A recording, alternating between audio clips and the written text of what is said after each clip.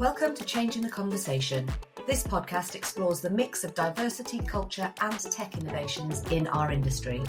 Join us as we sit down with trailblazers, thought leaders, and innovators who are reshaping the landscape of insurance, bringing you stories that redefine the narrative. We are your guide to the evolving landscape of insurance. This is Changing the Conversation, brought to you by MGAA. Thank you very much for joining us today on Changing the Conversation. I am really excited, Mike, because we've done this a few times. Absolutely. So we are talking to Mike Keating. We're talking about all things MGAs, and we're leading up to your annual conference, which is coming shortly. So I want to talk a little bit about the rebrand and some of the strategic decisions that you guys have made for MGAs. So Thank you very much. Delighted to be here, as always. Mike, I'd love to start with an understanding about the global MGA market and any particular regions that are influencing the way the global market's going. Yeah, so it's a good opportunity, actually. So I chair, I'd call it an informal committee, actually, of which is represented across the world by sort of sister associations of the MGAA. So, for example, we have representation from Canada. So Canada is a growing and mature MGA market. We have representation from the US. The US, again, is a very mature MGA market as well. Interestingly, numbers in terms of premium numbers from the US are quite difficult to establish, purely on the basis of the way that they report the numbers from insurers. But what I can say to you is that one of our keynote speakers at our conference you referenced, from Brown & Brown, they write $6 billion of MGA program business in the US alone. So that sort of gives you a size from that perspective. And also on this committee, we have representation from a lovely lady, Jenny Bax, from the Underwriting Agencies Council in Australia. So, you know, that forum and that sort of global sort of get together as such, you know, it allows us to sort of exchange what we're doing as associations for our members, number one. Number two, to pick up on your point, what are the themes globally in terms of that perspective, and how, for example, how Lloyd's may be influencing the theme worldwide, both in Canada, US, and Australia and the UK from that perspective. But generally what that tells me is that, you know, you look at Canada, US, the UK and Australia, is that, you know, the MGA community, is global and it continues to grow at a very fast pace. Are you noticing any themes that are occurring in terms of startups, MGAs, any I don't know, prevalence of technology or things that are happening across the globe? I think that probably falls into three categories. So I think there's one, you know, startup MGAs. Let's start as maybe insurtechs. So insurtechs who actually see themselves as an MGA, they will look at technology, okay, and then they'll look to add the MGA or the underwriting product at the back of that. Now, we've seen some excellent sort of insurtech MGAs launching both in the UK and worldwide. But one of the challenges they have in terms of, if we look at potential failures, is that there's a lot of investment in the technology, but perhaps not sufficient time, analysis and investment in terms of how they're going to distribute the product. So they end up having fantastic technology, but in no way how they can distribute it from that perspective. The second area is around product. So if you look at products and you know, new MGAs, you know, very adept, very innovative, will work with brokers or maybe look at end customer sort of needs and actually look to design and sort of bring products to market which are real cutting edge in terms of what you know, businesses and maybe members of the public need, and obviously the big one now, if you look at the market, is cyber. You know, you look at 80% of SMEs in the UK still don't carry cyber cover. So, you know, that's a fantastic greenfield site. And you look at cyber in terms of prevention of risk, and you look at some of the investment in terms of that risk prevention and claim prevention. It's absolutely fantastic from that perspective. And then thirdly, and probably the lesser side, is that some MGAs look at distribution. So they'll launch, but they'll identify a specific distribution niche or somewhere where they feel that their product is particularly adept, and you can look at the gig economy, from that bit, which we all see in terms of, just the Uber and that bit, and then MGAs will look to try and sort of meet that from a distribution perspective. So from an MGA incubator perspective, there's fantastic opportunities. The main failures, if I look at it, is probably actually to get capacity. So, of course, what you're asking an insurer is to say, without any data, trust us, deploy your capital to us and let us run it. So some insurers are more adept and actually have got a less risk averse to that. Other insurers, really struggle actually to sort of get beyond that. Well, there's no data, there's nothing proven. Well, we can do it from that bit. But that's why we're here as the association, because we're here to matchmake where we can with sort of new startups with capacity or are keen to get in early with new MGAs. Just thought of about 1,000 questions, and they're going to vie for attention, and then I'm going to forget the ones that don't get it. One of the things that struck me from what you're saying is, way back when we first started our partnership doing reporting at your events, the first event we ever did was Capacity Exchange, and I remember data being a really key point that kept coming out from people going, find data, even if it's not yours. What data have you got about the particular risks in that particular area globally? And that seemed to be quite a contentious point. So I find that quite interesting. You've mentioned the distribution of products a few times. Do you think there's a growing role for reinsurance in distribution straight to MGAs? Do you think that's something that's happening? You mean in terms of sort of partnering with MGAs for capital from that? Yeah, I think that's interesting because, you look at not just in the UK, but you look at the dynamics around the world. And if you look at reinsurers are quite keen to get as close to where the premium's been paid as much as they can. Part of the real development, certainly in the US and now being seen in the UK, is where we have fronting insurers. So front insurers, the likes of members of ours such as Accelerant, Bridgehaven, to name but two, State National, part of Markel, are due to launch in the UK, and plus Accredited, who all recently just been purchased by Onyx in Canada. But you look at them, they are backed by sophisticated but very strong reinsurance programs. So what's happening there is that where there's deployment of capital to MGAs, reinsurers are much closer to the primary premium because those fronting insurers are only taking maybe 10, 15, 20% of that premium, and then reinsurers are from that perspective. So that's one element which has really grown, and that's a very, very mature market in the US without a doubt. And the second bit actually is where, as you quite rightly point out, is where reinsurers are quite happy to sort of act as more or less 100% capacity, but they would like to have a fronting company just in front with those MGAs. So I think, the beauty of the MGA market, and I would say this, is that, it's exciting, it's innovative, program management and program design, is really, how, a blank piece of paper in terms of what works for all the stakeholders in that particular partnership. And reinsurers, traditional insurers, fronting organisations, captives, all these will all have a part to play and continue to have a part to play in that MGA ecosystem.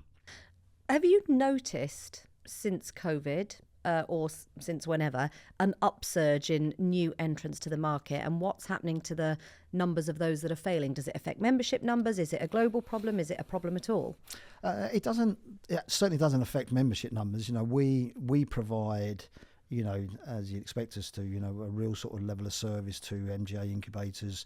Normally those incubators would actually already have a relationship with a turnkey operation who will be providing regulatory support. That support will include sort of direct, authorization in terms of submission, looking to actually get capacity from that perspective. So there's some very, very professional organisations who can sort of incubate on behalf and provide those sort of level of services. When I look at sort of post-COVID, I think what we've seen is we've touched on things like cyber, we've touched on sort of climate change sort of risks and that, where MGAs are continuing to sort of innovate. If you look worldwide, things such as, the covering of wind fires, parametric sort of insurance, against sort of floods and that, that's really growing at an enormous pace from that perspective. But again, the other one of the reasons, certainly in the UK, where UK broker PLC share of wallet is going more to MGAs, is the fact that MGAs are providing a guaranteed level of service,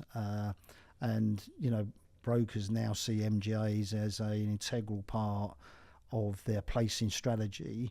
Well, if you went back 5-10 years, then MGAs were only ever considered for something which was particularly niche and particularly difficult.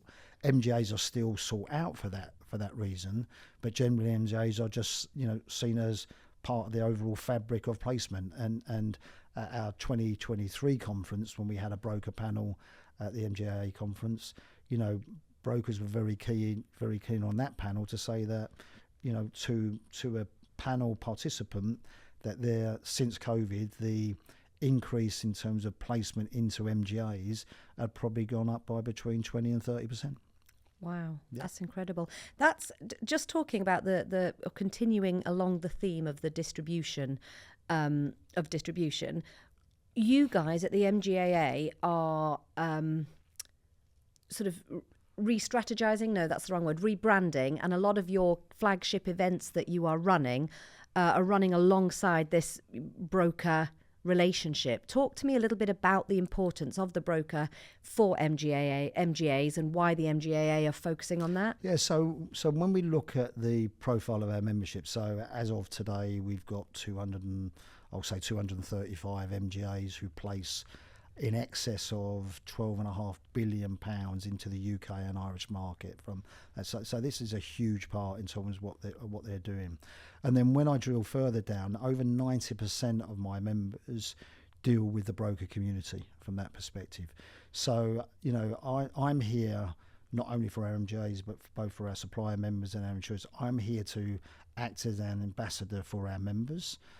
And therefore, what we do as an association, ensuring that we put on events, we attend broker conferences, but coming back to the event side, that we're there to ensure that our members, have as many opportunities to engage with the broker community, because as I said earlier, the broker community are continuing to use MGAs more and more, and we're there to facilitate that. And that we had an event in London which we called our MGAA Broker Exchange, and we had very close to 700 delegates at that, and we had brokers in reception ringing colleagues saying, you need to come to this event because there are 70, 80, 90 MGAs here, all different product lines, get down here and talk to them. And as a result of that, we will add another broker exchange in our financial year from September. So we will continue doing one in London, because that was so successful, and then we'll take one regionally as well. So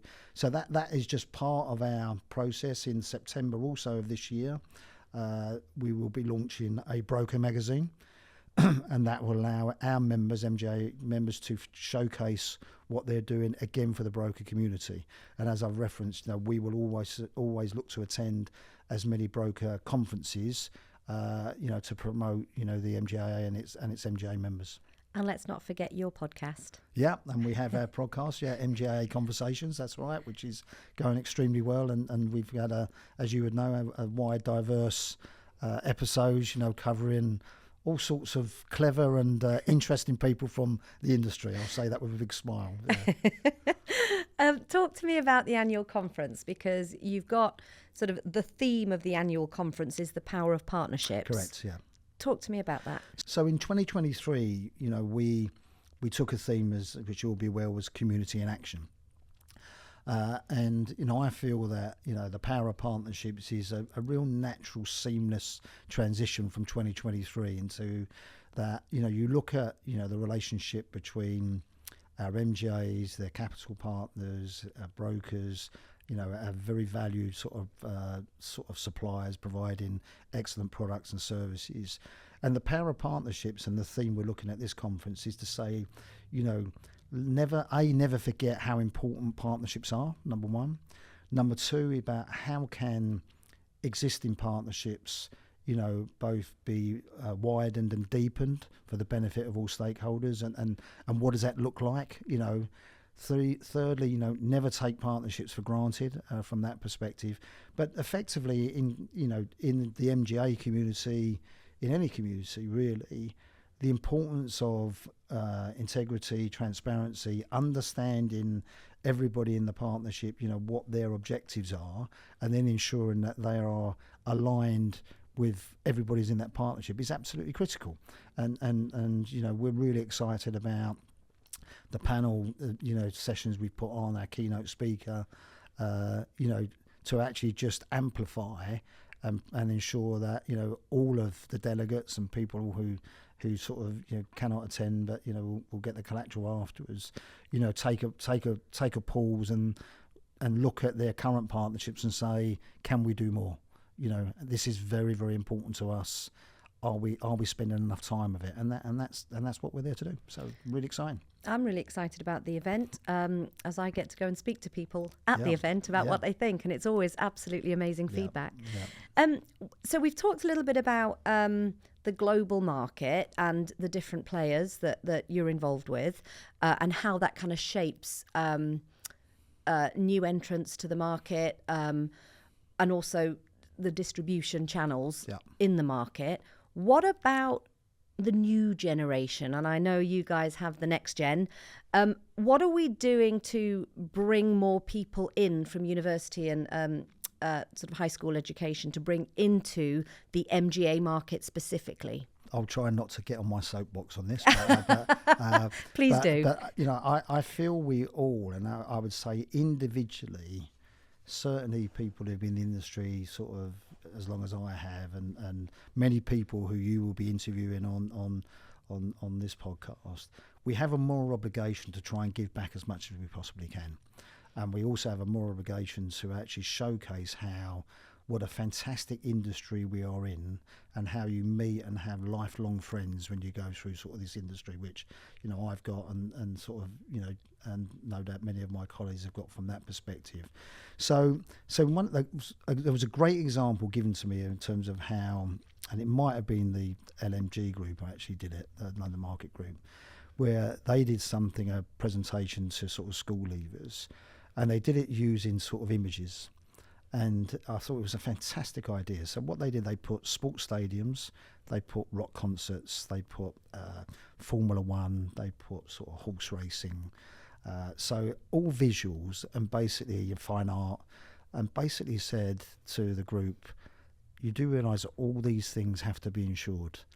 Think how exciting it could be to come into an industry where you're maybe dealing with, sports stadium insurance or individual personal accident for soccer stars or American footballers, and what about sort of, Royal Ascot? What about a Formula One program? All these things need insurance from that bit. And I thought that sort of from a visual perspective completely changes the optics insofar as I don't want to sit in front of someone who's going to talk about insurance, but look how exciting insurance can be. So one of the things, for our next gen group, which are, again, as we're really proud of, are very dynamic, is that we're encouraging them to work with other sort of next gen groups. Mm-hmm. So I think that collective power and getting common themes to actually go into schools, universities, choose these sort of nuances which they will know because of sort of their profile, what will really attract to those sort of groups. So that's something we're encouraging them to.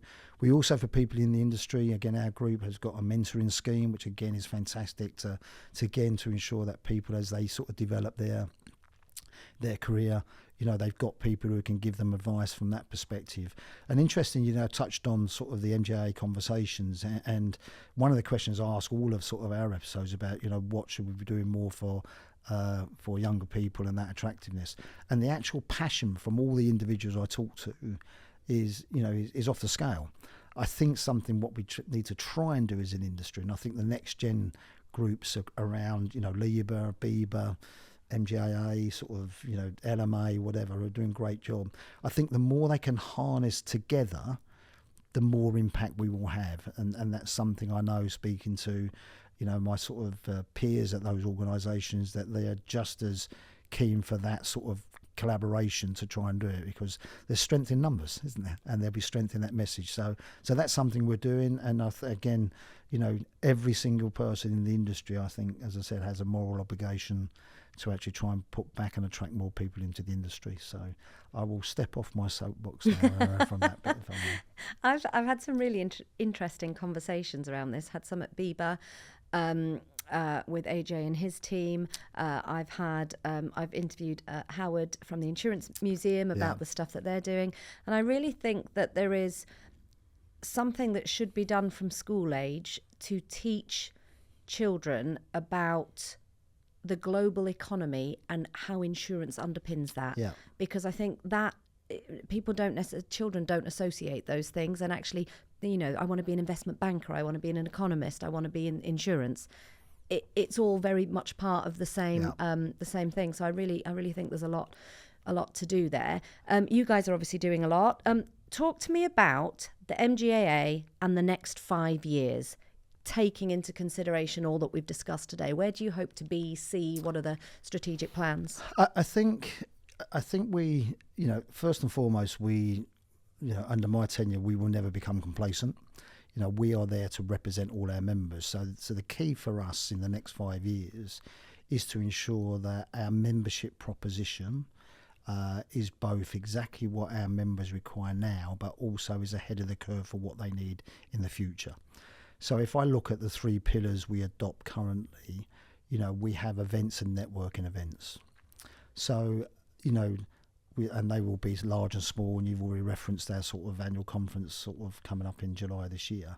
So we will continue to listen to our members, and the broker example is a good one, and look to ensure that the programme of events, be they large, small, etc., are actually completely tailored in terms of what our membership want to do, the networking and to trade and to do business. That's absolutely critical from that perspective. And our next layer across that is to be doing sort of more lunch and learn sessions, and also some more sort of technical type areas where that knowledge and training can be put back. So that then sort of seamlessly leads on to the second pillar, something we've invested heavily in, and this is around professionalism and training.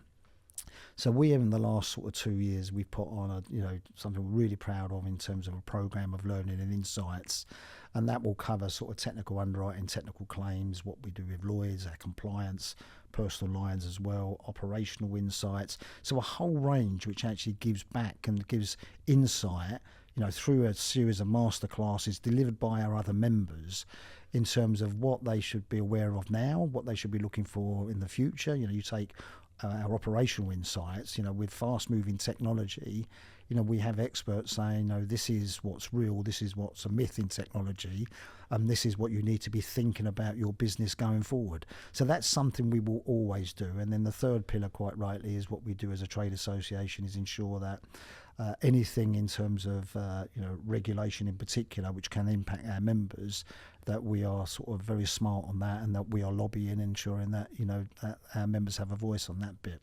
So I think in the next 5 years, everything what we need to do for our members will actually fall hopefully within those 3 pillars. I want to do more around learning and development. So I want to do more training initiatives as an association. I think we've got some bandwidth where we can actually try and do those things. I want to ensure that the support we give to next gen is sufficient insofar that we capture the people we've just talked around from that perspective. And I suppose what I also want to look, which again, I've got an eye for an eye towards, is maybe creating some sort of a European committee. Whereas that, just to look, and it's an idea at the moment, because I need to ensure that I'm not doing things which detract from what I need to be doing for my current membership in the UK and Ireland. But I think there, certainly in the 5 years, the creation of a European committee, which the MGAA is sat at, and if you look at the Netherlands, they've got 128, 130 MGAs, so they would have a good seat around the table. there's development in Italy in the MGA. So I just think that sort of round table and what they may look like is something exciting, something I'd be looking to do, but not at the expense of what I need to be doing for the UK and Ireland members currently. Pretty much everything we've talked about, I think, can be linked back to this power of partnerships Correct. idea, because there's much more creativity in the group than there is in the individual. Absolutely. And the learnings are incredible. So, I think it's a really fascinating time. Yep. I love having the opportunity to ask people about it and learn from people. So I'm very grateful to you for your time. Is there anything else you'd like to add for anybody listening that you think might be relevant, interesting, or things they should just be thinking about now in terms of capacity and partnerships in the insurance industry? Probably a couple of things. So first of all, it would be remiss of me not to say, if you haven't registered for our conference on the 10th of July, do so now, and you can do that via our website, which you'll be able to find. So that's very, very important. I think I suppose the message I would say around to MGAs in particular is that, we are seeing signs of a softening market in terms of rating environment. And, they know this anyway, but it's very important that when you move into a softening market that you look after your capital even more. So, because, that means reduction in premiums, that means adjusting your business to ensure that you're still looking after your capital, you're still ensuring you're delivering sort of positive underwriting returns, which in a soft market is slightly more challenging, as opposed to a hard market when you have a tailwind of organic rate increases. So my members will be fully aware of that. They will be adjusting their business plans if they see that there's a softening of rates. But engage with your capacity regularly. Ensure that you remain aligned as a partnership in terms of objectives. Adjust those objectives in terms of market conditions, and then long-time relationships and partnerships will continue to thrive. I know I said that was my last question, but you've made me think of another one. I did an interview with Brian Falchuk in this series, and he was arguing for we're no longer in a cyclical market. It's not hard, soft. It's a fundamental change in how insurance needs to be put together. What do you think of that? I think I think time will tell. So I think I'm sure Brian would have recognised that we have been in a bit of a boom and bust, and we have that sort of unfortunate sort of ability to slip into a softening market. I'm probably the most encouraged that there's a level of muscle memory in the market now around the problems of a soft market against a hard market, and I think that maturity will exist, that there will be a softening of rates because that will happen, but I'm more confident than ever that we won't go back to the boom and bust days of that cyclical hard soft. But I would like us as a community to get through a couple of cycles where there hasn't been the boom bust, so that we can not say be proud of ourselves, but say, well, look, we have got that muscle memory and we've got more maturity in doing it. So I hope Brian's right. I really hope he's right. But it's the actors on the stage who will decide whether that's the case or not. Absolutely amazing, and I would love to hear anybody's thoughts on that. Please send them in, and I can bring Mike back in here to discuss. Thank you very much for your time. Absolute pleasure. Great to see you. Thank you. Thank you for tuning in to another enlightening episode of Changing the Conversation. If you enjoyed today's insights and want to stay connected with the latest industry trends, be sure to subscribe, rate and leave a review. Feel free to reach out to us on social media or through our website to share your thoughts and suggestions, or even to nominate someone whose contribution deserves to be heard. Until next time, this is Sarah Myers-Goff signing off from Changing the Conversation.